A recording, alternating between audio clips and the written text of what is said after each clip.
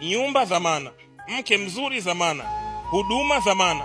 Dhamana tu ambayo aliyekupa ni aliyekuumba. Muda wote akitaka anafanyaje? Anaichukua.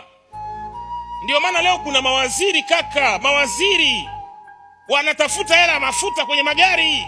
Nakwambia ukweli. Kuna watu walikuwa ni wabunge, waheshimiwa, linaunguruma lidude. Sasa hivi hela ya kula inakuwa ni shida. Kupaka nyumba rangi, kulipea tu nyumba ya mheshimiwa imechoka.